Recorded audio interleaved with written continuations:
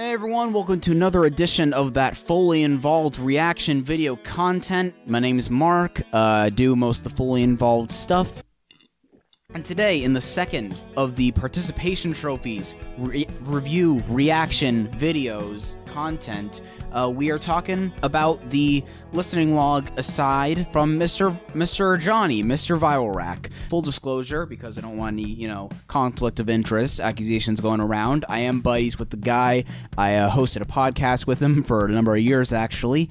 So, admittedly, there won't be, a total lack of bias here, I'll freely admit. But at the same time, the guy does have a ton of integrity, and I know for a fact, because there's a good reason that I didn't do a reaction to this for Insolence because, I kind of focus grouped some of the mixes by him. He felt like he was a little too involved in the project to be able to give an impartial opinion on it, which I totally understand, and in retrospect, do kind of commend him for. This time around, I made sure I went out of my way to not run this stuff by him. A couple years ago, when I did visit him in Indiana, I played an early version of, I believe, Simmer and maybe one other song from this. Not sure if he'll bring that up, but, he's definitely seen the evolution to make this EP what it is. So like I said, he talked about participation trophies as a segment in part of one of his listening log asides where he talks about EPs, and I'm very excited to see what he has to say within the context of this, especially since the review right before this was a bit more critical, so maybe the pendulum's gonna swing a little. We'll see. So without further ado, let's hit the play button.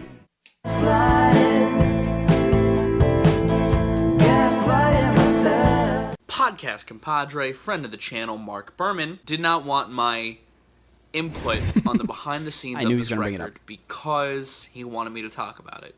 When Insolence came out, I had a hand in its production. I gave consultation to a lot of it. I enjoyed the EP. I like Insolence a lot, but I didn't think it was morally right for me to talk about it given I helped produce it, so I didn't cover Crash's EP that dropped last year. That's totally fair, because, even though he didn't, directly, put his hands on the console or anything like that, I guess it's fair that anyone that's in the Bandcamp description probably wouldn't be the most impartial judge, and that's really where we're going to end the subject, I guess. Shout out to Crash Thompson's EP, by the way, the GarageBand demos. If I made a top EPs of 2018 thing, that definitely would have been on that, even though that's another buddy of mine, so I wouldn't have been very impartial in that. But yeah, that's a very good too. But hang on, back to my content.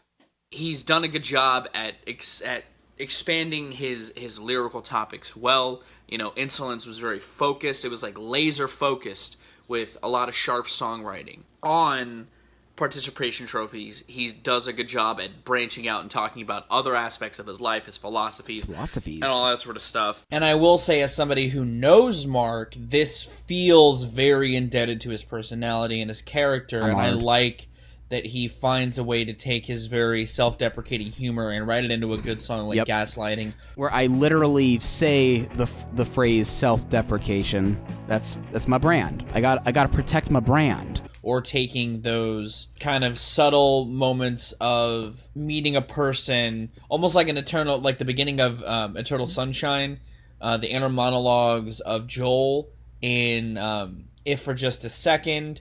I like I said, I like Simmer's lyrics a lot, and yeah, the songwriting on here is it's really tight, and I like it a lot. Awesome. And I think that they culminate to some really nice lyrical moments. By the way, I appreciate the lack of continuity from bucket hat to no bucket hat and then back.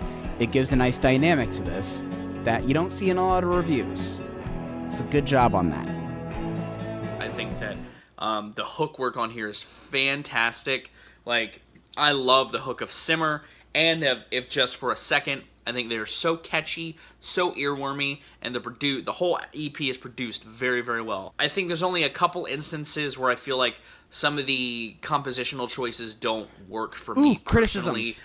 This is the best part. I don't like the synths on, and I don't remember what song it is, but I'm pretty sure it's either Gaslighting or Reverb. There's a low-end synth that I don't think matches the rest of the instrumentation, and it leaves it feeling a little disjointed. That could apply to either gaslighting or reverb, because both those have like lower frequency synth settings. See, I think reverb is the one where maybe you could argue it's a little disjointed because it is a little more jarring. It is a little more kind of bromping right out there where they weren't there before. On gaslighting, I think they're a little more naturally, you know, it's like a Heartbreakers synth part matched it up with a Heartbreakers-y inspired composition. So reverb is the one that I think he might be alluding to here, and I understand that. It's a weird song sonically, and intentionally so. So yeah. A lot of the synth work works. I love the synths on Simmer. A shout out to Sean Butler Thank you for doing that. And I like the backing vocals on, especially if for just a Yay! second. He got the wording right. I was holding that in. And I'm glad that he fixed that.